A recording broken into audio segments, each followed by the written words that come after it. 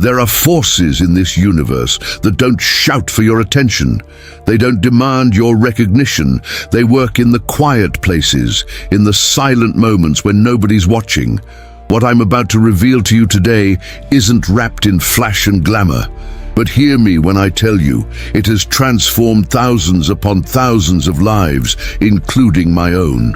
While you've been chasing after financial mirages that evaporate when you reach for them, the wealthy elite have understood this principle so deeply it runs through their veins. This isn't theory, beloved. This isn't speculation. This is the mathematical certainty behind every fortune ever built on this earth. And today, this revelation becomes yours. But before we go deeper, I need to tell you something that most financial teachers won't dare say. This protocol demands your implementation, not just your attention, not just your agreement, but your participation in your own financial deliverance. Hit that subscribe button right now and ring that notification bell, because I'm building a foundation here, a foundation for every income level, for every starting point. And I don't want you to miss a single stone in this temple of prosperity we're building together. Type compound in those comments below so I know who's ready, so I know who's serious about this journey from where you are to where you're destined to be. The mathematics of inevitability. There's a reason why your financial life hasn't transformed. There's a reason why you keep starting over. It's because your mind, your beautiful, complex, divinely crafted mind, is rejecting the very principle that could set you free. Exponential growth doesn't announce itself at the beginning. When you plant an acorn, it doesn't look like an oak tree on day one. But that doesn't mean the DNA of greatness isn't coded within it. Let me show you something that will shake the very foundation of how you think about progress. When you improve by just 1% each day, just 1%, you don't end up 365% better after a year. No, you end up 37 times better. That's not addition, that's multiplication. That's not linear, that's exponential. And this isn't just about money. The same principle works when you're learning a new language. One word today, another tomorrow. Suddenly, you're having conversations. It works in building strength. One more repetition, one more minute. Suddenly, you're lifting weights you once thought impossible. I call this the slight edge calculation, and it mathematically guarantees your success.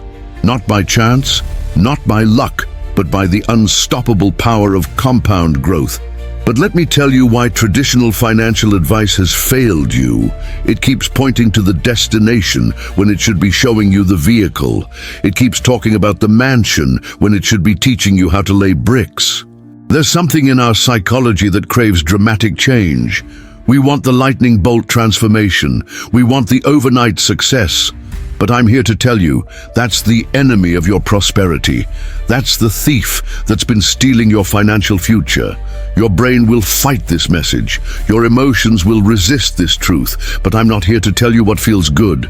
I'm here to tell you what is good, what is true, what is powerful enough to change the trajectory of your entire life, the philosophical foundation.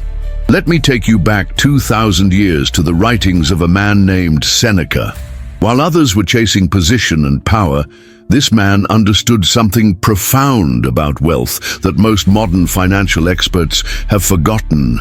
Seneca wrote about what I call philosophical compound interest, the idea that wisdom accumulated daily creates a fortune more valuable than gold. But he didn't just philosophize about money. He became one of the wealthiest men in Rome by applying these very principles.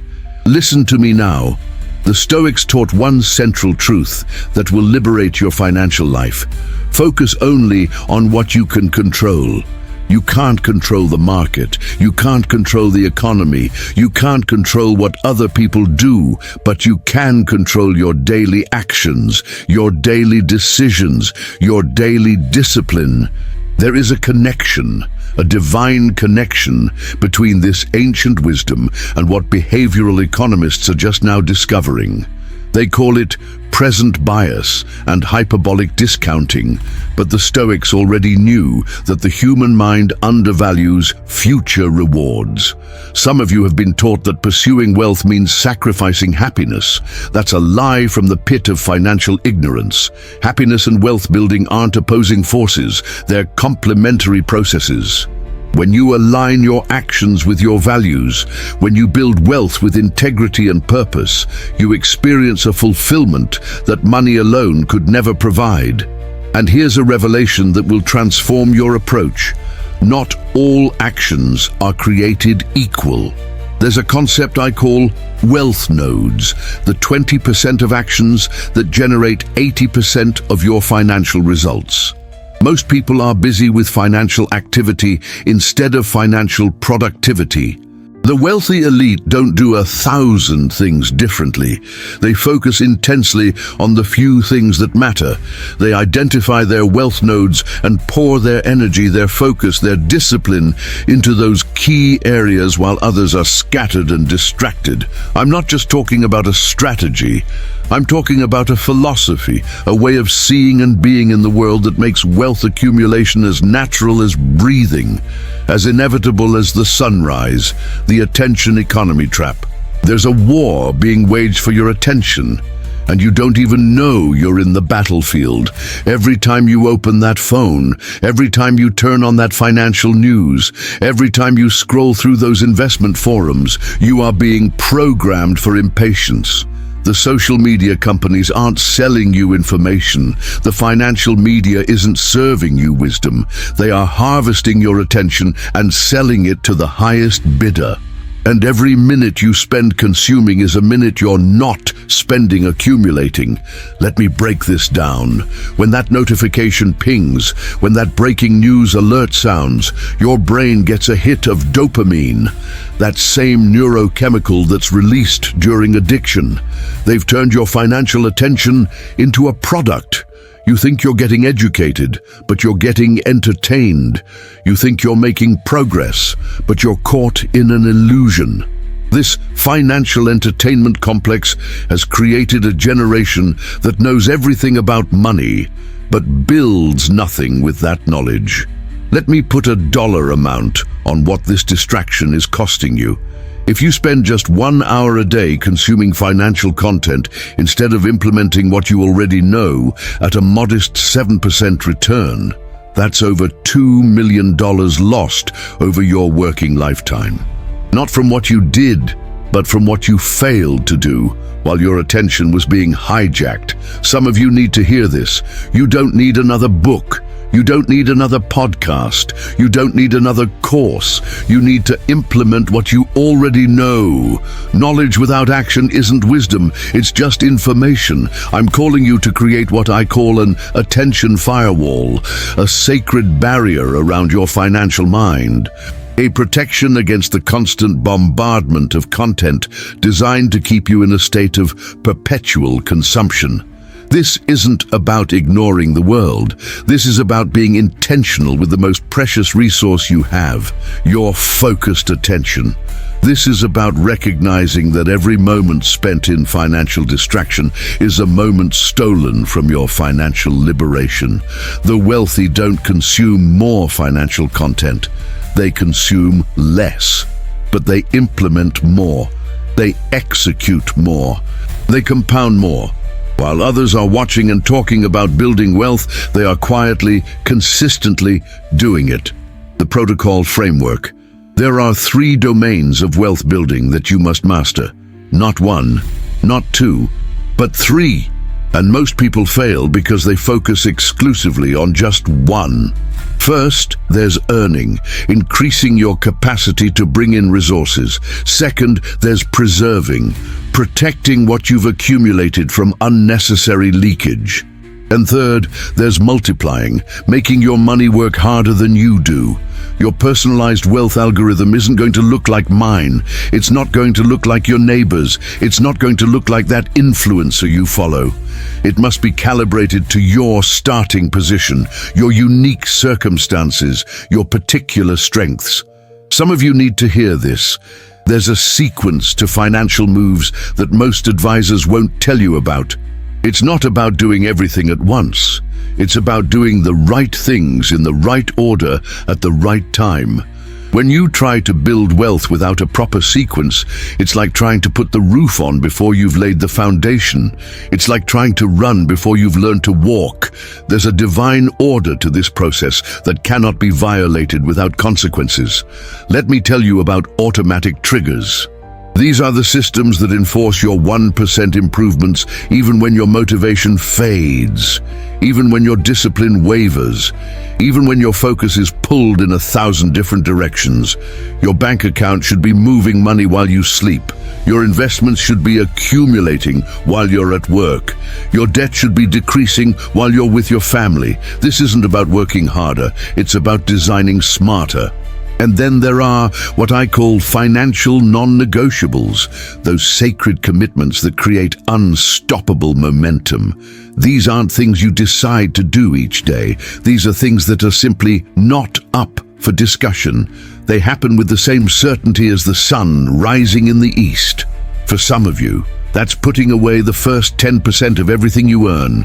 For others, it's reviewing your expenses weekly with uncompromising honesty. For others still, it's investing in your skills so your earning potential constantly expands. When you establish these non-negotiables, you remove the friction of decision-making. You eliminate the fatigue of willpower. You create a current of financial progress that carries you forward even when the winds of circumstance blow against you. Psychological resistance points. There are thresholds in your financial journey where your mind will fight you, where your emotions will resist you, where your old patterns will pull you back into familiar territory. And if you don't recognize these resistance points, they will derail your progress every single time. You need to map your financial resistance. You need to identify where your psychological barriers are hiding. Some of you hit resistance at $10,000 in savings, some at $50,000, some at $100,000. Your subconscious mind has set these limits based on what you've seen, what you've experienced, what you believe is possible for someone like you. There are 4 stages of wealth psychology that you must navigate. The survival stage, where every dollar represents safety. The stability stage, where you're building your financial foundation. The growth stage, where your money begins working alongside you. And the abundance stage, where your resources exceed your needs and your focus shifts to impact. Each transition between these stages will trigger resistance. Each will activate old programming. Each will surface limiting beliefs you didn't even know were lurking in the shadows of your mind. I'm calling you to implement what behavioral economists call pre-commitment devices, strategies that protect you from your future weakness, that guard against your predictable human nature, that keep you on the path when emotions try to pull you off course. Some of you need to hear this. Your environment will either reinforce your financial growth or undermine it. There is no neutral ground. You must design your physical space, your social circles, your information diet to make the 1% improvements the path of least resistance. When your environment demands discipline to do the wrong thing and makes it easy to do the right thing, that's when transformation becomes not just possible, but inevitable. And then there's the profound connection between your identity and your financial behavior. How you see yourself determines what actions feel natural to you, what decisions feel aligned with who you believe you are. Some of you are still trying to create new behaviors while holding on to an old identity. You're trying to save like a wealthy person while still thinking like a poor person. You're trying to invest like a steward while still believing you're a consumer. This transformation isn't just about what you do with money. It's about who you become in relationship to money. It's about shifting from seeing yourself as someone who earns money to someone who builds wealth, from someone who spends resources to someone who multiplies them. Accelerant strategies. There are ways to accelerate this process, to multiply the power of your 1% improvements, to create what I call wealth multiplication nodes throughout your daily routines. These are the leverage points where small actions create disproportionate results, where minimal effort yields maximum return, where the right move at the right time amplifies everything else you're doing. Let me tell you something that might shock you. There is a connection, a powerful, undeniable connection between your physical habits and your financial outcomes. The discipline that gets you to the gym at 5 a.m. is the same discipline that makes you review your investments monthly. The patience that builds muscle is the same patience that builds wealth. Your body and your bank account are responding to the same master. They're governed by the same principles. They're transformed by the same consistency. Some of the wealthiest people I know didn't start with financial discipline. They transferred physical discipline to their finances. And then there's what I call opportunity arbitrage, finding the untapped potential in your existing environment, the promotion you haven't asked for, the side business you haven't started, the skill you haven't monetized, the asset you haven't maximized. Most people are looking for financial opportunities in new places when abundance is hiding in plain sight. In the job you already have, in the knowledge you already possess, in the network you've already built, in the assets you already own. I want to teach you a practice called financial retrograde analysis, starting with the future you desire and working backward to identify precisely what needs to happen today. The chess masters use this technique to win championships. The wealthy use it to build fortunes. Don't tell me where you are. Tell me where you want to be 10 years from now, 20 years from now. Then we'll reverse engineer the exact actions required to arrive at that destination with mathematical precision. And you need a tracking system, not just any system, but one designed for maximum psychological impact. One that shows you the power of your daily 1% improvements. One that makes the invisible growth visible. One that gives you the emotional fuel to continue when results aren't yet apparent to the naked eye. Your mind needs evidence that this process is working. Your emotions need proof that these small actions matter. Your spirit needs confirmation that this discipline is taking you somewhere worthy of the sacrifice. The right tracking system doesn't just measure your progress, it motivates your persistence. It doesn't just record your history, it reinforces your identity as someone who builds wealth consistently, patiently, inevitably. It's not enough to know these principles. It's not enough to understand this protocol. You must integrate it into the very fabric of your life. You must weave it into the rhythm of your days, into the structure of your weeks, into the seasons of your years. There is a 3-layer approach to embedding this protocol so deeply that it becomes as automatic as breathing, as natural as your heartbeat, as consistent as the tides. The first layer is your conscious systems, the deliberate decisions, the intentional actions, the mindful moves you make each day. The second layer is your environmental systems, the spaces, structures, and stimuli that either support or sabotage your progress. The third layer is your social systems, the people, conversations, and relationships that either elevate or erode your financial discipline. You need triggers in your environment that automatically activate your wealth behaviors, visual cues that remind you of your commitments, physical arrangements that make the right actions easy and the wrong actions hard, digital structures that move money while you sleep. Some of you are trying to build wealth in environments designed for consumption, in spaces optimized for spending, in contexts created for comfort rather than growth. Then you wonder why your discipline falters, why your resolve weakens, why your commitment wavers. You need what I call a wealth council, a carefully selected group of accountability partners and mentors who hold you to a higher standard than you hold yourself, who see your blind spots, who challenge your excuses, who celebrate your progress. Show me your 5 closest financial influences, and I'll show you your financial future. The conversations you have about money, the examples you witness of financial behavior, the standards that are normalized in your social circle. These shape your financial destiny more powerfully than any strategy ever could. And then you need review protocols, not the kind that feel like drudgery, but the kind that actually work, that energize rather than drain, that illuminate rather than condemn, that point forward rather than simply look back.